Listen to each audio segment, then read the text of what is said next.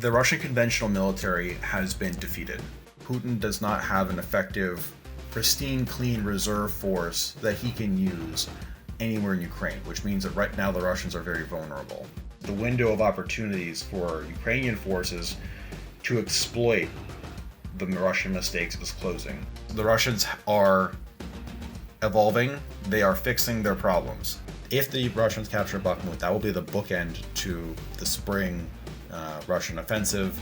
There's no basis to assess realistically that the Kremlin's intent on Ukraine will ever change. From a military perspective, you can win. Slava Ukraini!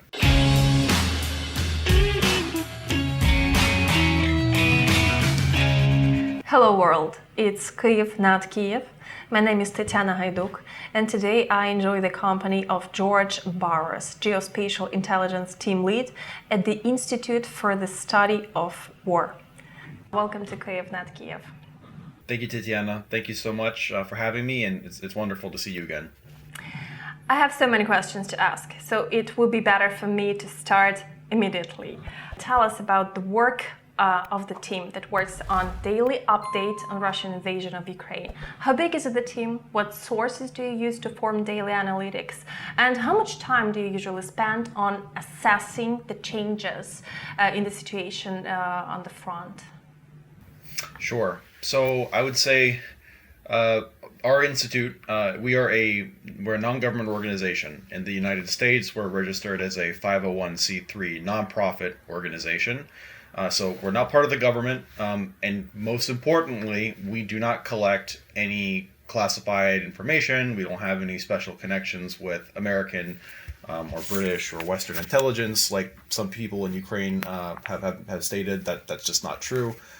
We are a collection of academics and scholars and national security professionals and national security analysts who collect open source data, open source information.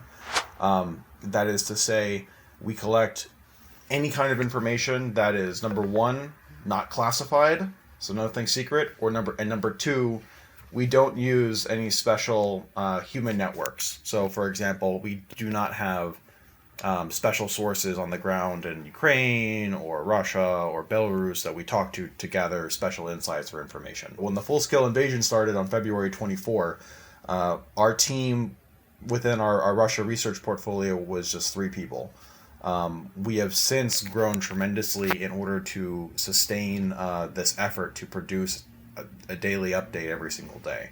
I think now we're about up to 8 or 9 or so full-time staff, and then we've also created a brand new separate supporting geospatial intelligence team, which of course takes responsibility for creating the maps that you guys see and use, as well as geospatial analysis and doing collection with satellites and remote sensing. I would say on average, our workday is probably about somewhere in the ballpark of maybe 10 hours or so, 10 to 12 hours. I see. As for the sources, there is a certain correlation between the statements of the Institute for the Study of War and the public positions of Russians writing about the war.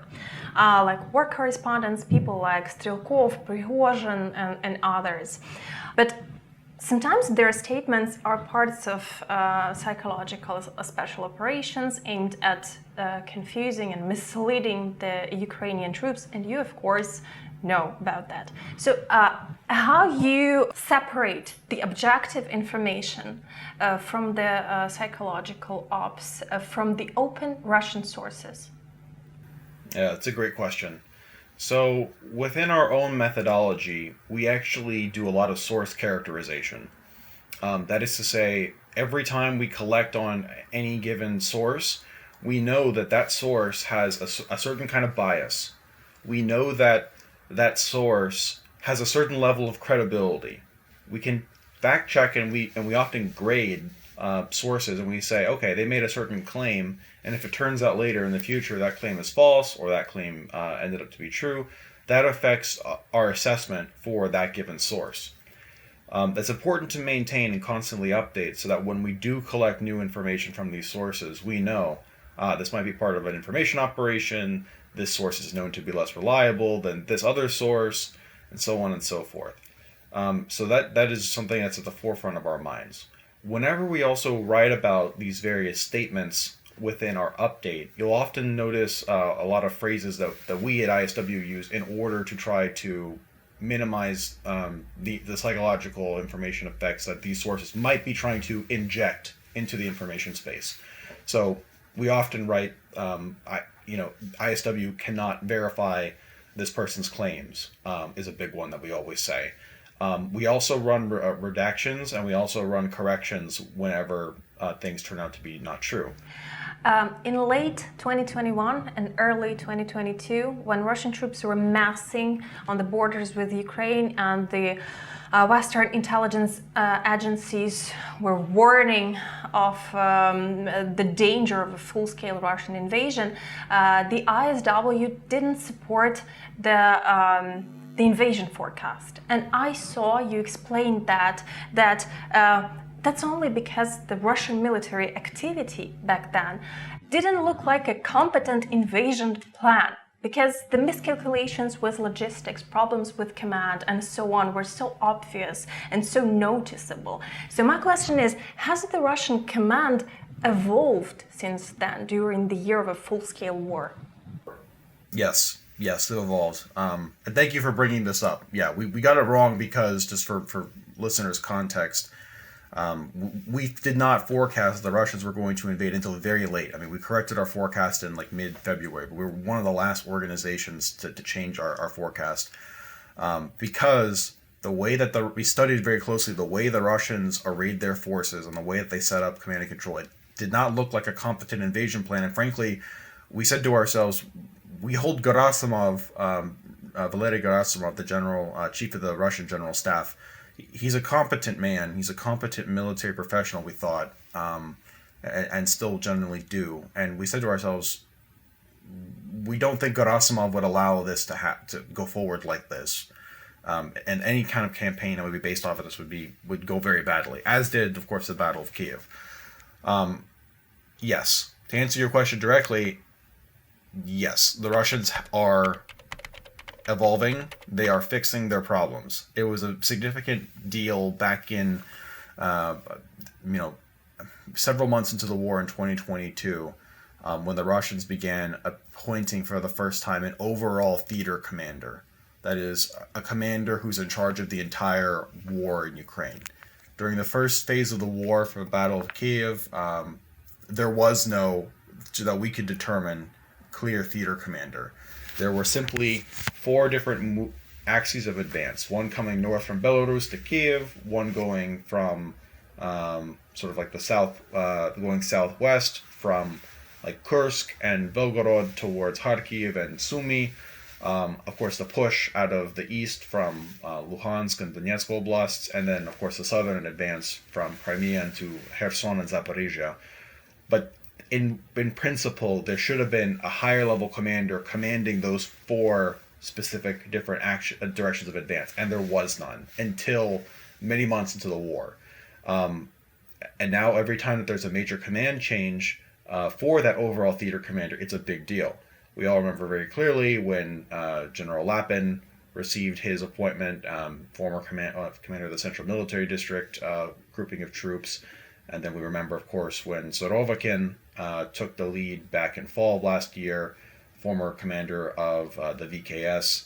And then he under his command, the Russians had intensified their air missile campaign against Ukraine over the winter. And then, of course, more recently in December, we had the reappointment of Gerasimov to be the overall theater commander. That is a good best practice. So it demonstrates that the Russians are indeed cohering their command structure, and they are learning from their mistakes, albeit slowly.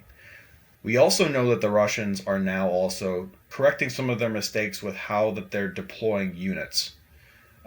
This is particularly clear with the current ongoing Russian offensive in Luhansk Oblast, where the Russians are deploying, it seems, doctrinally sound organizations, doctrinally sound units. We know that the Russians have deployed elements of at least 5 different divisions there. And within those divisions, they're fielding whole regiments, or at least elements of whole regiments, which is significant. Previously, the Russian approach was to simply take a bunch of different separate battalions, the battalion tactical group, which there's been a lot of research on, send them together, not necessarily have the necessary connective tissue between them to make them effective, and expect them to be able to go complete battlefield tasks effectively and efficiently.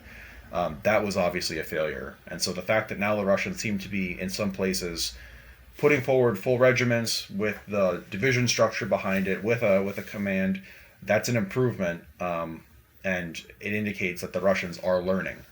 The Russian campaign for the first year of the war has gone very badly. They've made a lot of mistakes.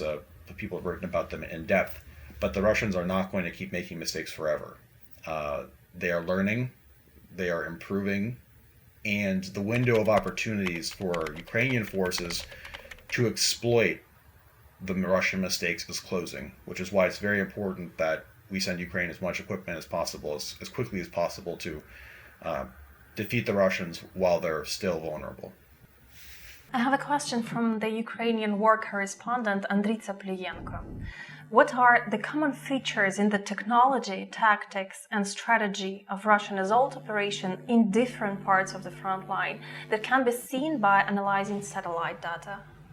Yeah, I think one of the most clear things that we can see is the use of human wave tactics, assault squads in the Bakhmut area. With satellites or even other airborne sensors, like, of course, the drones, it's very easy to see how the Russian forces, the Wagner Group forces that are operating in the Bakhmut area in particular, they are essentially foot mobile infantry. They often operate without any form of armored support. They take horrific casualties, and we can see their corpses, littered on the battlefield.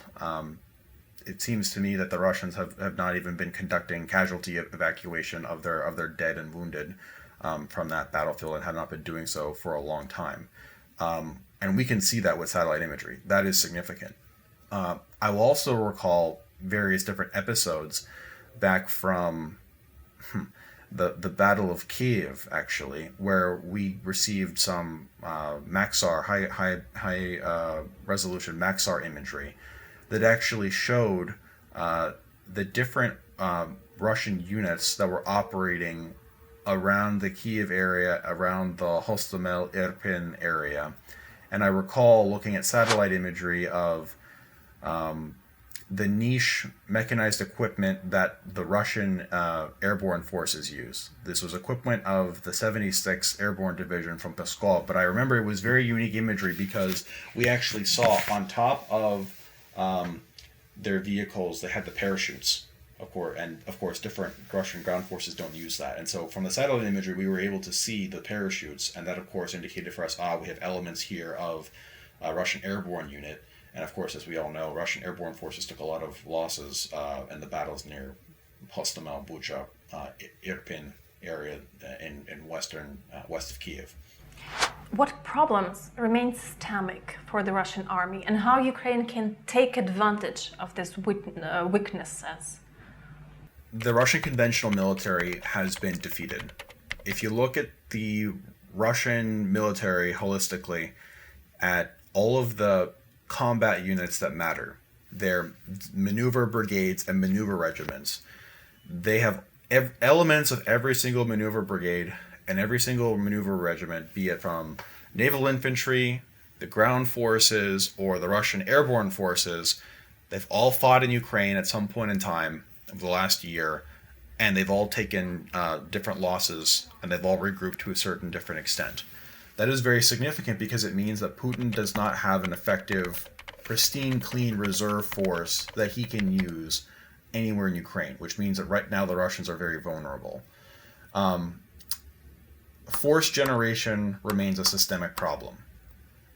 Frankly, if Putin wanted to win the war, if he wanted to conduct this campaign in a more sound way, he would have conducted a general mobilization at the beginning of the war before kicking it off in order to fully staff out and flesh out all the Russian units. The Russians should have done it at the beginning of the war, and Putin should have done that in May 2022.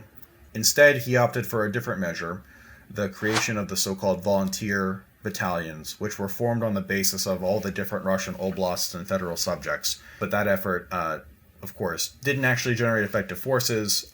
We know that various different Russian force generation efforts, like trying to use prisoners for the Wagner group, the use of the BARS reserve system, those have not generated sufficient results for the Russians. So this is my long-winded way and somewhat technical way of saying the Russians suffer systemic problems with force generation. And Putin evidently is hesitant to undergo full mobilization or more waves of mobilization that would be necessary to try to fix that. Another big systemic problem for the Russian military is, of course, problems with their command and their military culture and military leadership. One of the big things that actually helped the Ukrainians do so well so far in the war is the fact that Ukrainians have been training to use best standard NATO Western military doctrine, military practice, where we try to instill the concept of taking the initiative and acting with an intent. That is to say, a military commander, let's say a battalion commander or a brigade commander, understands his mission. He understands his boss's higher up intent, and he doesn't have to wait for directions from the centralized power vertical to make decisions when a dynamic situation appears. The Russian military does not operate like that. They still have a lot of the Soviet military culture and mentality, which is, of course, everything is subordinated to the centralized power vertical. You do not dare make a decision that's independent. You always have to phone up to your boss, who then phones up to their boss, who then phones up to their boss, who might phone back to Moscow to make decisions. And so what we find is that actually creates a lot of paralysis in decision making, and that affects the Russian military. The Ukrainians have successfully eviscerated the Russian officer corps. And we all read the reports about how within the military academies, students, cadets are being promoted early. They're being graduated early. They're being sent to command units that they're not ready for. We see young officers being promoted to command higher military echelons than what they really in principle should be promoted to do.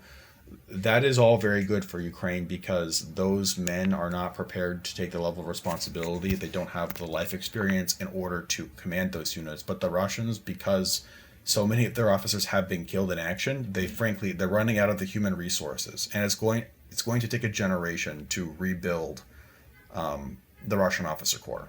Yesterday, John Kirby said that in the next few weeks, Putin will try to launch another offensive and possibly from many directions.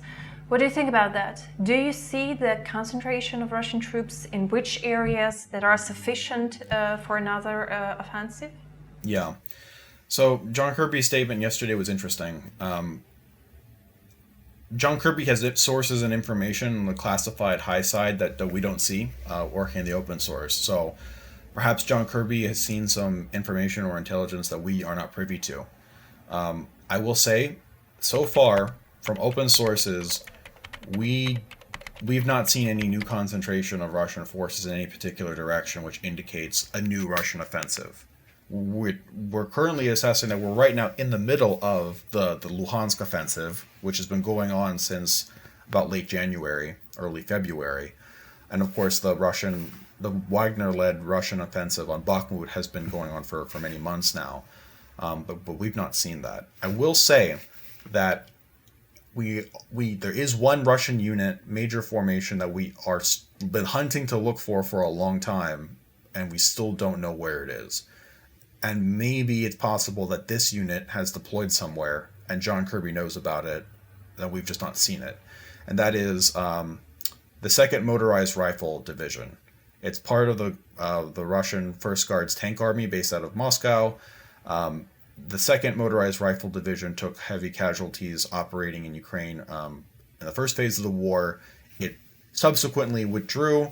It went to go regroup. Back in December, it deployed to Belarus for reconstitution and retraining. And then the Ukrainian GUR reported, Ukrainian military intelligence reported, I believe in January, that the 2nd Motorized Rifle Division left Belarus, went back to Russia, and might have gone back to Luhansk Oblast. But we've not seen it turn up on the battlefield in Luhansk Oblast. We've not been able to find it in Luhansk Oblast. And so it's not clear to me if it's being kept in reserve somewhere, or if it's since January or since February redeployed somewhere else for combat operations. If I knew where the 2nd Guards Motorized Rifle Division is, that would help me understand a little bit more about the current Russian plans. But so far, we've not noticed anything in particular. One of the hottest spots on the map along the entire line of contact between Russian and Ukrainian troops is now Bakhmut. Ukrainian command decided to continue the defense and to strengthen it. Yesterday, President Zelensky visited Bakhmut. Here I have the question from the British The Independent.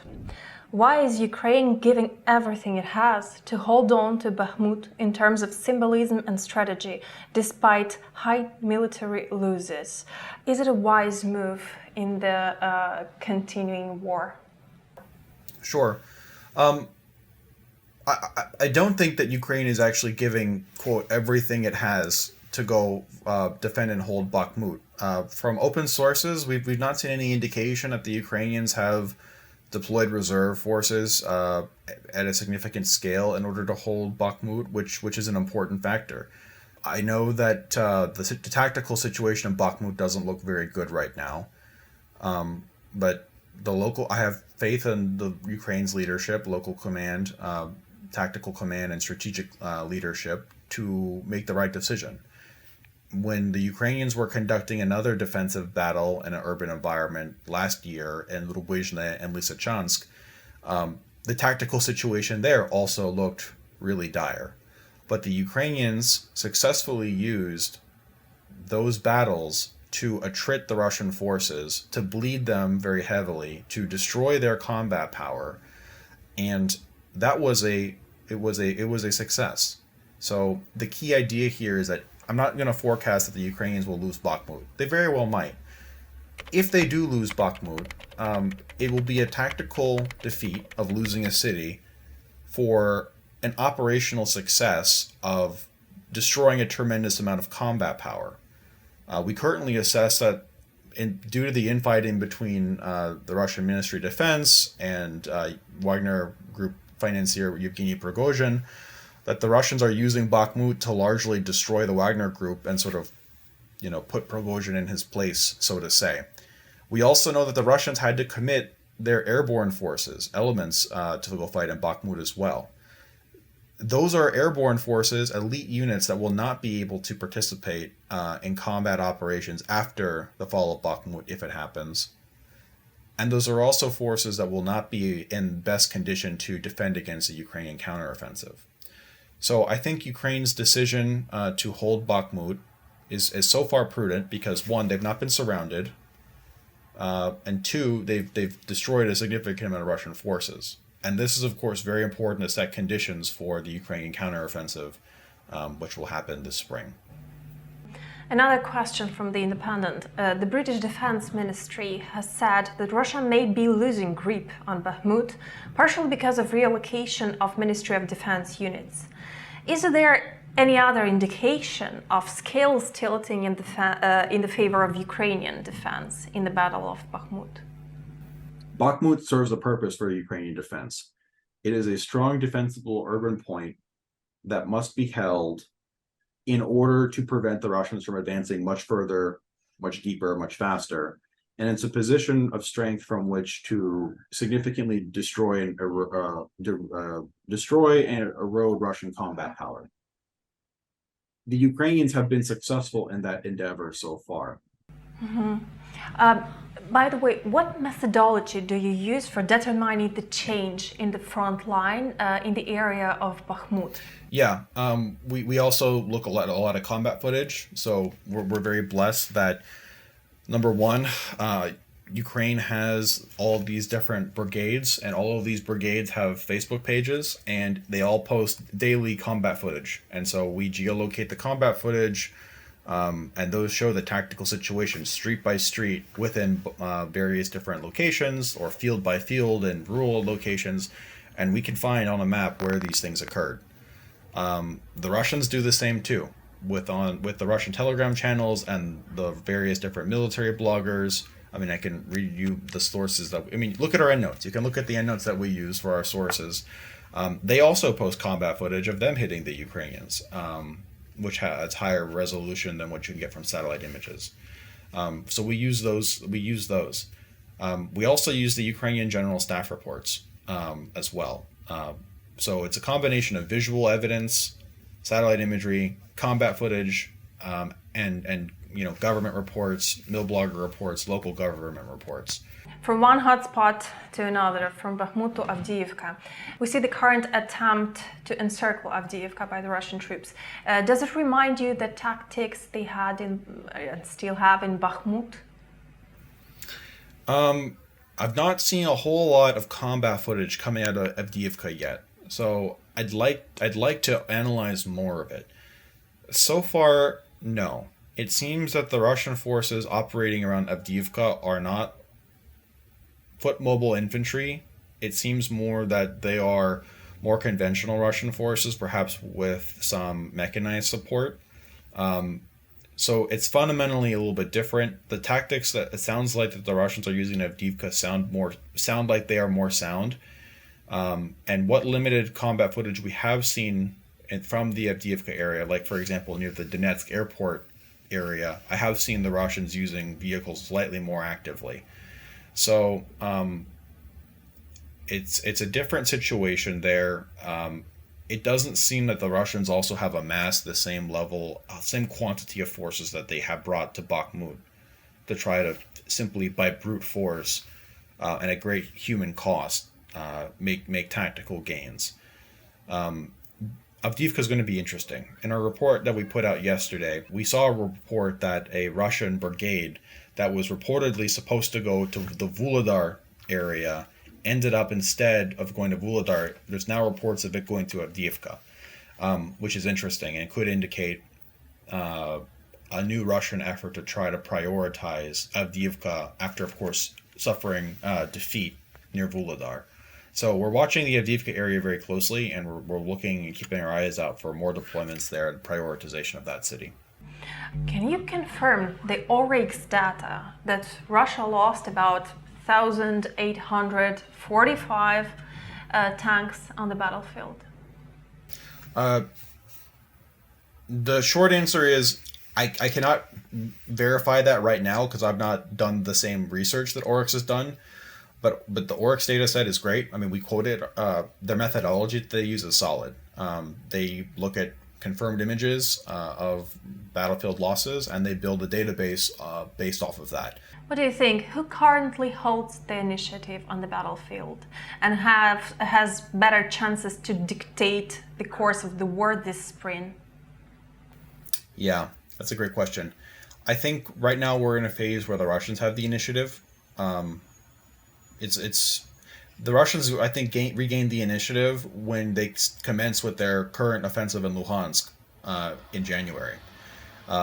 Ever since I think the Ukrainians lost the initiative shortly after the Russians withdrew from Kherson in November. After November, there was not very many large-scale changes in the controlled terrain. There were not many large maneuver war battles. There was some tactical maneuver around Kremena and Svatove and that area in Luhansk, but nothing major. It was largely positional. Then in January, the Russians commit elements of at least 5 divisions to fight, and they begin fighting January, February, and I think during this period, the Russians have the initiative because now they are making battlefield decisions. The Ukrainians are forced to respond to that. We assess that the Russian campaign in Luhansk is going to culminate soon. Of course, we're currently in the mud season right now, and if the Russians take Bakhmut, that will almost certainly rapidly culminate the campaign because they will not have the capability to continue going after that. If the Russians capture Bakhmut, that will be the bookend to the spring Russian offensive. and then of course we will then start seeing the Ukrainians beginning to take the initiative for their spring counteroffensive. Question from the Ukrainian edition of Liga. Czech President General Pavel said that the Ukrainians will have only one attempt, only one chance for a successful counteroffensive. Do you agree with that? We've always argued that the Ukrainians aren't going to be able to decisively win the war and expel all Russian troops with one single counteroffensive. It's going to require multiple, successive, and potentially simultaneous counteroffensives for victory. So I do not think I would agree with they have one shot. I would agree with the sense of urgency. Like I said, the window of opportunity for the Ukrainians to exploit Russia's current weakness, and before the Russians can fix a lot of the problems that are wrong with their war, vis-a-vis force generation, vis-a-vis defense industry base production, vis-a-vis using the Belarus and China and other partners to try to get around sanctions and so on and so forth.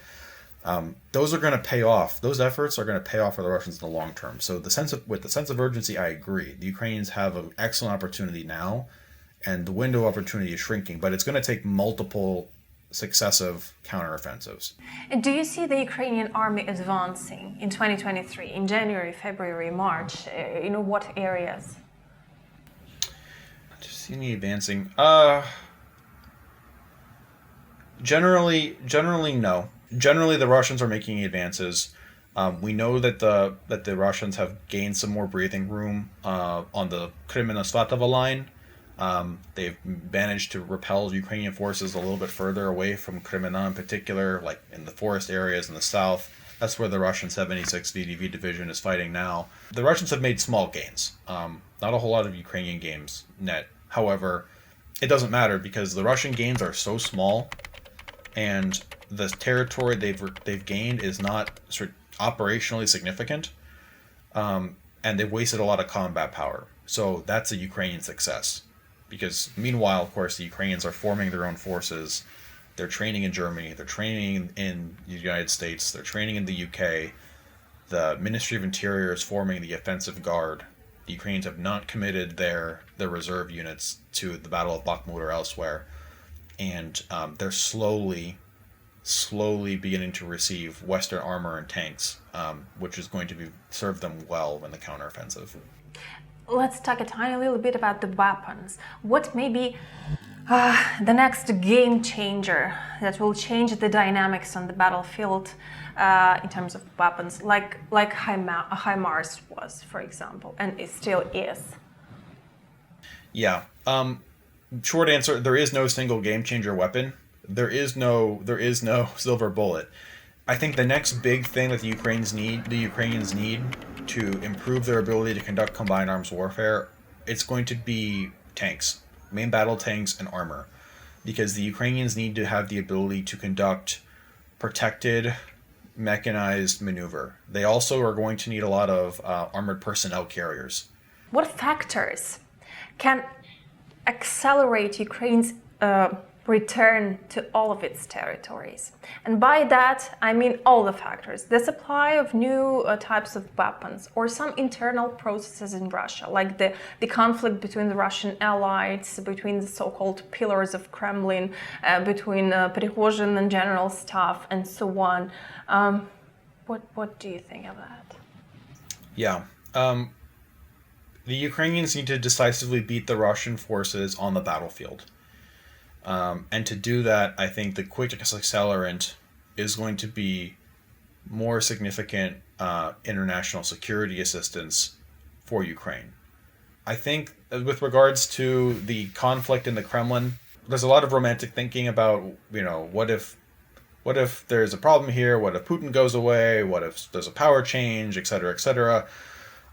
Look, any of the Siloviki in the Kremlin that could, in theory, come after Putin, and I don't think Putin is at imminent risk for any of this. I think this is, not a very realistic conversation to have. They all come from the school of Russian revisionism, historical revisionism. They all come from the school of Russian imperialism. They all do not respect the sovereignty of the former Soviet states or the states of the former Soviet Union or the former Russian Empire. They see these territories as Russian territory, and they will continue, I think, to conduct warfare against Ukraine in order to achieve these objectives. There's no basis to assess realistically that the Kremlin's intent on Ukraine will ever change. Therefore, we need to target Russian capabilities. The infighting between Prigozhin and Putin is good because it degrades their ability to effectively use their national resources to achieve their military objectives in Ukraine. But I don't think it's going to. It's a good effect, but I don't think it's going to be the key factor that will end this. Western planners must not think, oh, Prigozhin and Putin are fighting a lot, and they have problems with force generation, and mobilization is not popular. Therefore, we don't need to support Ukraine. That's the wrong conclusion to take away from this. It seems like the United States is avoiding confrontation, the direct confrontation with Russia. Russia, at least in public rhetoric, is already at war with NATO and the West. The recent incident in the Black Sea when the US Reaper drone was downed by the Russian fighter jet, also not a sufficient reason for an escalation, has increased the number of contacts between the US and Russian military leadership, because Austin spoke to Shoigu, Milley spoke to Gerasimov. Is the support of the dialogue a signal that both sides are trying to avoid the direct confrontation? Yeah, I would agree with that. I think both sides, yeah, I agree with that assessment. Look, the issue at hand is that Russia and the United States are extremely unlikely to get involved in conventional warfare with each other. We're extremely unlikely to have, everyone likes to talk about this scenario because it's a coded way to speak about World War III, which of course means nukes. And that plays into running Russian information operations about how the West and the United States can't do anything to support Ukraine, or otherwise we're going to cross the so-called red lines, and then Putin's going to get mad, and there's going to be retribution.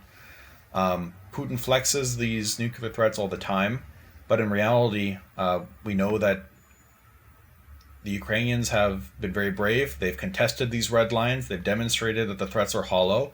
And Putin, though he's not an entirely rational actor, he has he acts in bounded rationality. We know that Putin, he's not an apocalyptic thinker, and we don't think that he's likely to unleash, World War III because of that. And frankly, the bigger issue is that we fundamentally assess that nuclear strategic deterrence theory works. The Russians aren't going to cause World War III because they know that there's mutually assured destruction. And we believe that strategic deterrence, the same logic that held true during the entire Cold War, it is still true today. The fact that, we had these incidents within the Black Sea and other places, they're actually not new. I mean, these sort of unprofessional and provocative Russian actions against American military assets, they've been going on for decades. I mean, the Russians in Syria would fly barrel rolls over American aircraft. During the Cold War, Russian and American ships would frequently, swap paint quite frequently. So this is nothing new. The risk of confrontation is extremely low. The signs that these parties are still meeting is a positive indicator that it's extremely low. And, policymakers and viewers should really be very careful about buying into the Russian information operations that try to convince us that we can't actually support Ukrainian victory because it means World War III. And that is we can't write it off completely, obviously, but it's very unlikely. I'm done with all of my questions. I thank you very much because we did a great job. You did answering to all of them. Thank you very much for spending this morning with me. Please say something inspirational for the end of this conversation. Sure. I just want to thank the Ukrainian people, the fighters of the Ukrainian military, all volunteers, civil society. Your bravery and your heroism has inspired the world. Your fight is righteous and just, and I'm very proud that the international community is supporting Ukraine, and you can win. From a military perspective, you can win. You have the abilities to defeat your military adversary when provided the correct resources and the correct tools. And I hope that Western states will do more to support you in your cause. Slava Ukraini. Героям слава. George, it was my pleasure to talk to you. Thank you very, very, very much. Thank you, Tatiana. It was a pleasure, and thanks for having me. That was George Barros, Geospatial Intelligence Team Lead at the Institute for the Study of War. My name is Tatiana Gaiduk. Stand with Ukraine, subscribe to KYIV Not Kiev, and stay tuned.